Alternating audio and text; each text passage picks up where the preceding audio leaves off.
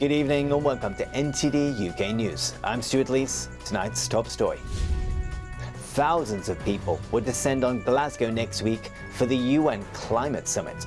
It's a complete waste of money. I just don't agree with it. I think it's amazing that they are coming here and they'll get to see our culture and everything.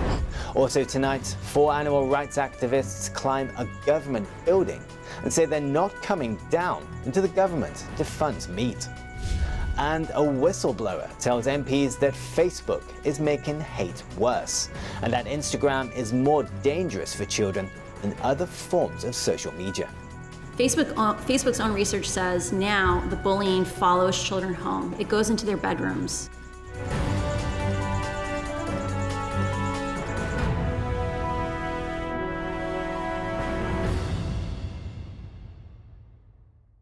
Next week, the UN Climate Summit will take place in Glasgow. More than 20,000 people, including 120 world leaders, are expected to attend. There's likely to be travel disruption in the city, with planned road closures and strikes from rail workers as well as the city's binmen, as they demand higher pay. In what's seen as a move to manage expectations, Prime Minister Boris Johnson has said he's very worried about the success of the summit. NTD's Jane Well has this report.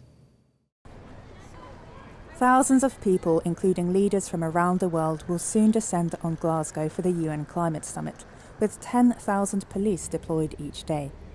Reactions from people living in the city are mixed. No, it's quite a good idea, I would think. Yeah, puts us in the world map, doesn't it? Glasgow. Why are they coming here? Why is the Japanese sending an empty aeroplane to check whether they fly to Glasgow or Edinburgh? What's the best one? It's a complete waste of money. I just don't agree with it. I think it's really weird actually, thinking that they are coming here. I can't even process it, but I think it is amazing that they are coming here and they'll get to see our culture and everything. I appreciate there'll be some minor disruption for the city. I think that that's a small price to pay for what I hope will be a meaningful conference. But will it be a meaningful conference? Boris Johnson didn't seem so hopeful, perhaps managing people's expectations, as he answered questions on Monday from school children.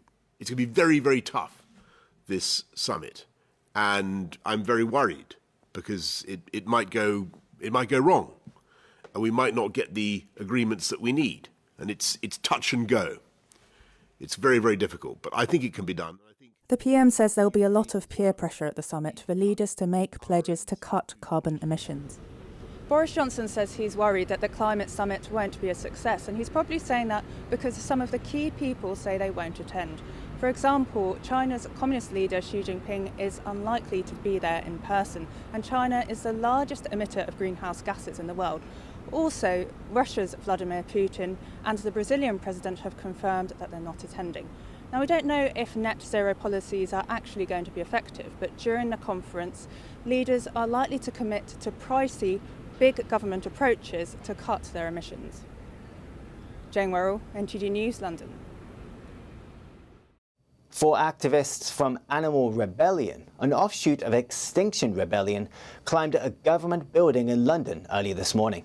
They say they plan to stay on the side of the Department for Environment, Food and Rural Affairs building until the Prime Minister agrees to urge world leaders at COP26 to end animal farming subsidies. NTD's Malcolm Hudson went there to find out more.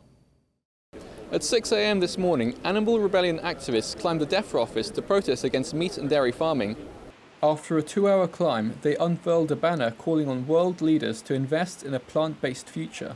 We're calling on the government and Boris Johnson, the Prime Minister, to defund meat, dairy and the fishing industries and instead invest that money in subsidies into the plant-based alternatives industries, which is more sustainable, just and will provide for a better future for humans, the planet and animals.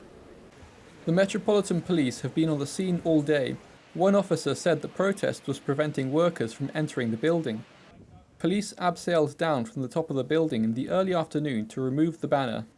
The Metropolitan Police say they have not yet made any arrests. They are currently engaging with protesters to find a safe way to remove them from such a height. Malcolm Hudson, outside the DEFRA building in London for NTD News. The Speaker of the House of Commons has chided the government for releasing chunks of its upcoming budget to the media before announcing it to MPs. Chancellor Rishi Sunak is due to deliver his budget speech to Parliament on Wednesday. But the Treasury has issued press releases with cherry-picked details since Friday. This has angered the Speaker. At one time, ministers did the right thing if they briefed before a budget. They won't. Seems to me, yes, absolutely resign. Seems to me we've got ourselves in a position that if you've not got it out 5 days before, it's not worth putting out. In 1947, then-Chancellor Hugh Dalton stepped down after it emerged he had revealed some details of his budget to a journalist. Britain's ministerial code, the government rulebook on conduct and transparency, says that the most important policy announcements should be made in Parliament first. The government says it adheres to this principle, but in practice, it has become more and more common for crucial policy decisions to appear first in the news media. A whistleblower told MPs Facebook is making hate worse. Though it didn't invent hate, she said the company fails to take down a majority of hate speech which might lead some people to become radicalized. She said, according to Facebook's own research, Instagram is more dangerous for children than other forms of social media. And she worries it might not be possible to make the platform safe for children. NTD's Joy Duguid brings us this report. Former Facebook data scientist turned whistleblower Frances Haugen gave evidence to a parliamentary committee on Monday. The committee is proposing big fines or other significant penalties for companies that do not limit and get rid of harmful online material. Haugen said she had come forward because now is the most critical time to act. When we see something like an oil spill, that oil spill doesn't make it harder for a society to regulate oil companies. But right now, the failures of Facebook are making it harder for us to regulate Facebook. Haugen told members of the Online Safety Bill Committee that Facebook is good at dancing with data. She said Facebook says its automated processors take down 97% of detected hate speech, and the other 3% is removed manually. But Haugen says the hate speech detected by Facebook is only 4% of the total hate speech on the platform. She said Facebook was unable to sufficiently monitor for hate speech or misinformation in other languages, which affects the UK. I'm deeply concerned about their underinvestment in non-English languages and how they mislead the public that they are supporting them. So Facebook says things like, we support 50 languages, when in reality, most of those languages get a tiny fraction of the safety systems that English gets. Also, I don't think this is widely known, UK English is sufficiently different that I would be unsurprised if the safety systems that they developed primarily for American English were actually under-enforcing in the UK. She said Facebook needed to do more to prevent amplification of divisive content. You're right, I mean, Facebook didn't invent hate, but do you think it's making hate worse? Unquestionably, it's making hate worse. Thank you. Haugen said Facebook currently underspends on safety and there's little incentive for them to increase it. She said Facebook's own reports say that Instagram is more dangerous than other forms of social media for teenagers because of the type of content it promotes. Instagram is owned by Facebook. But Instagram is about social comparison and about bodies, right? It is about like people's lifestyles, and that's what ends up being worse for kids. Haugen doubts that Instagram can be made safe for children, who talk about it with what she called an addict's narrative. Facebook's own research says now the bullying follows children home. It goes into their bedrooms. The last thing they see at night is someone being cruel to them. The first thing they see in the morning is a hateful statement. And that is just so much worse. In a statement on Monday, Facebook rejected the charges and said regulation is needed across the industry. The company said they have always had the commercial incentive to remove harmful content from their sites and spent £9 billion on keeping users safe. After speaking with MPs, Haugen is embarking on a European tour where she will meet lawmakers and regulators. Joy Duguid, NTD News. Online supermarket Ocado wants its London warehouse to be fully automated. Its washing machine-sized robots have caught the eye of international retailers battling a shortage of workers and rising wage demands. And the company doesn't plan to stop there. Eventually, it wants the machines to replace humans in every stage of the order preparation process as they strive to make online more profitable than in store. This report comes from NTD's Eddie Aiken. In a warehouse the size of 6 football pitches, thousands of robots swarm across a grid. Here, online supermarket pioneer Ocado races to supply groceries into London. And essentially the question grocery industry has been asking itself for some time is to say, okay, online looks like a loss-making business, how can we make it into non-loss-making business? The question we've asked ourselves goes beyond that, is how can you make online more profitable than stores? Ocado plans to automate most manual jobs within a decade. Its success could have profound implications on the retail industry worldwide. Jensen says warehouse orders can be prepared in a fraction of the time it takes at a supermarket. The actual preparing the order itself is probably 6 minutes of labour, which you compare then with 4-5 times that to prepare that order in stores. The £225 million building in southeast London is Ocado's largest site. The rise of the robots can be seen clearly. Beyond picking and packing, Ocado plans for robots to unload goods into the warehouse and take over putting customers' orders into delivery vans. Workers currently pack the vans, but a robotic picking arm is learning the task to eventually replace them. The big recognised transformation pre and post-COVID is the move to more online sales. This has become the #1 boardroom preoccupation for retailers around the world, and so they need to find solutions. Ocado was founded 2 decades ago by 3 former Goldman Sachs bankers. It has already struck deals to provide this technology to supermarket groups in 9 countries, including the US, Japan and France. Some industry executives see Ocado as a complicated, costly venture that will struggle to make sustained profits. So now it needs to deliver. Eddie Aitken, NTD News. Still to come, the world's first stamp will go under the hammer at Sotheby's, London in December. It has a guide price of between £4 to £6 million. That and more after the break.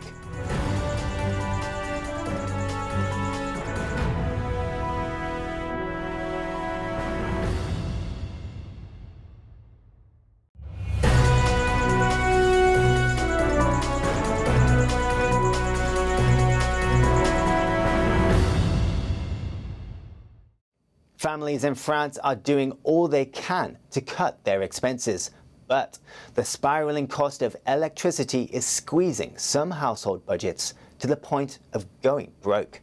Olivia Chan reports. Jacques Cardio, like many in France, is doing all he could to cope with the spiralling cost of electricity. His family is now facing monthly power bills nearly 3 times higher than before the global health crisis, according to a social worker who helps him with his paperwork. The father of 5 has already cut his grocery bill, refuels his car less, and turns the heating off when his children are at school. But the electricity bill is squeezing his household budget to the point of going broke. Je ne sais plus comment il faut faire face à cette situation parce que on ne peut plus vivre en fait. All our earnings have to be spent on electricity, the utilities, the rent, the daily costs of living, fuel. We have all that at the same time. That would be hard, not just a bit, but too hard. Du coup, bon, voilà, ce serait un peu compliqué, et même pas un peu trop compliqué. This is his wife Helene. On peut réduire où pour trouver? On peut réduire au niveau de la nourriture. What can we cut down? We can cut down on food. We can cut down a bit, deprive ourselves a bit on it. But with energy, we can't do that. The bills come in every day. We don't know what to do. We need energy to live. We need lights. We need all that. On a besoin de l'énergie pour pouvoir vivre. On a besoin de la lumière. On a besoin de tout. Wholesale energy prices in France have surged, partly due to low gas stocks and a jump in post-lockdown demand. The French government last Thursday announced that low-income households would receive €100 to help mitigate rising costs, after extending an energy grant to more households. But a social worker at the firm that helps the Cardios says the government grant only covers a fraction of the costs. According to a survey from the country's national energy mediator, 1 in 4 French people said they are struggling this year to pay their gas or electricity bills, up from less than a fifth in 2020. The Cardio social worker said the family's situation was exacerbated by factors such as poor insulation at home and spending more time indoors due to lockdowns, remote working, and job losses. Going to Germany, in what is believed to be the first in the world, a Munich court has sentenced a former member of the ISIS terrorist group for crimes committed against the Yazidi community. The court found a German woman who converted to Islam guilty of allowing a young Yazidi girl she and her husband kept as a slave to die of thirst. NTD's Eddie Aiken tells us more. A Munich court on Monday sentenced a German woman to 10 years in prison on charges including that, as a member of the ISIS terrorist group, she allowed a Yazidi girl to die in the hot sun. This is indeed a very strong signal that comes from this verdict today, that crimes against humanity, war crimes in a distant civil war country, committed many years ago, terrible acts in particular, are also dealt with in a German trial. 30-year-old Jennifer W. joined ISIS in 2014 and moved via Syria to Iraq. Her husband chained the 5-year-old child they kept as a slave in a courtyard without protection from the scorching heat. The court considered that the woman did not take steps to prevent the girl's death, a crime against humanity. I think for a mother who has lost her child, there is no punishment severe enough, and our client feels the same way. For her, it was just important that the world knows who is responsible, and today she received such a decision. The Yazidis are an ancient religious minority. ISIS members have killed more than 3,000 of them and enslaved about 7,000 Yazidi women and girls. The case is believed to be the first in the world to indict crimes committed by ISIS members against the community. Eddie Aitken, NTD News.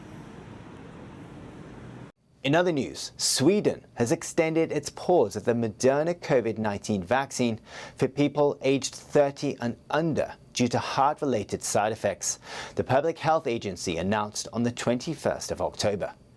The European Medicines Agency approved the use of Moderna's Spikevax for children aged 12 in July, marking the first time the shot has been authorized for use in people under 18. On the 6th of October, the Public Health Agency of Sweden said it was pausing the use of Spikevax among people born in 1991 or later. This comes after data showed an increased risk of inflammation of the heart muscle or the sac surrounding the heart. The initial pause had a deadline of the 1st of December. But the agency announced Thursday that it was extending that pause beyond the original deadline for people aged 30 and younger. Now to France. In the country of Victor Hugo and Simone de Beauvoir, neighborhood bookshops are held with special affection. But Amazon's virtually free book delivery service is threatening them. Now, the French Parliament has passed a law that would set a minimum price floor for book deliveries. The move is the latest by the state to shield national culture against big tech firms. NTD's Eddie Aiken has that report. France prides itself in its small independent bookstores. This bookshop owner says tourists are amazed when they encounter her store in central Paris. We're in a touristic quarter of Paris and we see Americans come into the bookstore and they tell us, we have not seen a bookstore since we didn't even know that an independent bookstore could still exist. Her store has survived the rise of Amazon, thanks to a decades-old French law that prohibits price discounting on new books. But she says the e-commerce giant's ability to undercut on shipping still skews the market against stores like hers. Now, a new French law wants to change that. It would set a minimum delivery charge for book deliveries. One co-sponsor in the French Senate says she came up with it when she observed what happened during last year's lockdown. The government reimbursed the postage fees for bookstores when they were forced to shut. In fact, a lot of bookstores, and not the biggest ones, were able to earn 60 to 70% of their earnings through deliveries. It showed what a brake on business the postage costs are for them. Amazon, with its virtually free delivery charge, had lobbied hard against the legislation. The company says the law would punish those in rural areas who cannot easily visit a bookstore. The price of books should be the same everywhere. If there are offers online, they also have to take into account the shipping costs. So I think it's normal to have to pay a little more if we want to have books delivered. The law that is supported by the French president still needs to be enacted. Eddie Aitken, NTD News. And in Italy, traditional Tuscan gastronomy is strongly linked to long weekend lunches where 3 generations dine on pasta, red wine, game, and of course the highlight, Florentine steak. But with an increase in fast-paced tourism and pandemic restrictions, one restaurant is bringing this traditional dish into the street food age. They created a walking steak, slow food on the move. Here's NTD's Al Rhodes with the story. Florentine steak used to be the reserve of Tuscan fine dining. Now it's joining the street food revolution.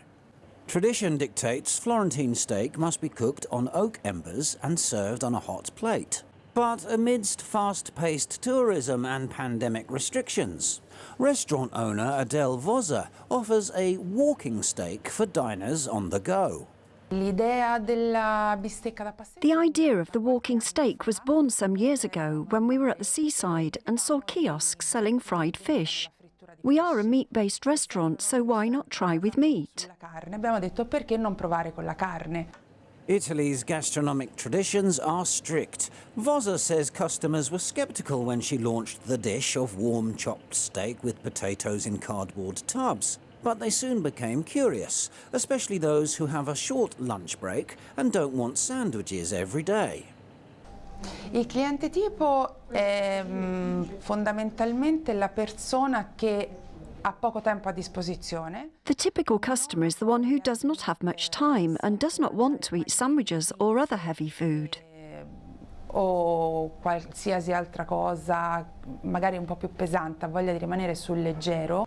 Roberto Rossi is a chauffeur and spends his days driving tourists between Rome and Florence. With little time for meals, he wants traditional Italian food and is a big fan of the walking steak. Allora, ho scelto la bistecca da passeggio perché anche per una comodità. If you have a lunch break from the office, if you have less than an hour and you don't want to sit at the restaurant, you order the walking steak and sit outside in the fresh air. It's a novelty. Si mette seduto fuori all'aria aperta, è una novità. Chef Shady Hasbun says street food is an ancient Italian tradition. Si sono ritrovate dei reperti già a Pompei, dove si dava... In Pompeii, street food traces were found. In Roman settlements there was street food, just because it was a need. Today, street food came back to be important under a more playful light, more recreational. Più giocoso, diciamo così. Florence is a popular tourist city. Many come to enjoy its art and food.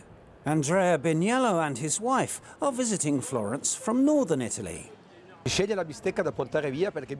a pity to be forced to sit and eat it, and it's a pleasure to enjoy it while walking with friends in a marvelous city like Florence. So why put the limit of a sitting lunch and not be able to eat walking with friends? It's beautiful. Vozza says traditionalists consider the walking steak unacceptable. Heresy? I feel like I'm doing heresy, since steak is an untouchable dish for Tuscan restaurants. Why not try something different? The outcome could be good or bad, but if you don't try, you'll never know. With a price of £13, the walking steak costs much less than eating in a traditional Florence restaurant. And that may just suit those happy to take a walk on the unconventional side. Earl Rhodes, NTD News. And finally, the world's first ever stamp dating back to 1840 will go up for auction in a few weeks' time in London. The unused and pristine penny black is part of a document that's expected to sell for between £4 and £6 million. NTD's Neil Woodrow has the details. The penny black was the world's first stamp, and this one is from the very first sheet of them ever printed. It's part of a paper known as the Wallace Document, which came from the scrapbook of leading British postal reformer MP Robert Wallace. There are believed to be only 2 other examples of perfect ungummed penny blacks from the first printing. Both are in the collection of the British Postal Museum. Philatelist and businessman Alan Hollyoake is the current owner of the Wallace Document. As one of the world's leading stamp collectors, he's seen many rare items in his time, but for him, this is a world icon. So it's a stamp that came from the very first sheet of stamps that were printed, and the reason we know that is that Robert Wallace, who was the main instigator of the introduction of uniform postage and cheap postage, he was presented with it by the Chancellor of the Exchequer and stuck it in his scrapbook. Hollyoake bought the Wallace Document 10 years ago for less than £50,000. At the time, rumours circulated that the stamp was one of the first penny blacks ever printed. But it took 3 years of painstaking research to prove that was true and get official authentication. That certification has raised its value significantly. Earlier this year, Sotheby's auctioned this British Guiana 1-cent magenta for just over £6 million. Hollyoake believes his stamp is worth even more. I would be disappointed if it doesn't make far more than that, because unlike the 1-cent Guianan, it is a stamp. Also included in the Wallace Document is a proof of the Mulready stationery, essentially an official printed envelope. The penny black on the Wallace Document will go up for auction at Sotheby's on the 7th of December. Neil Woodrow, NTD News. That's the news for today. Have a good evening.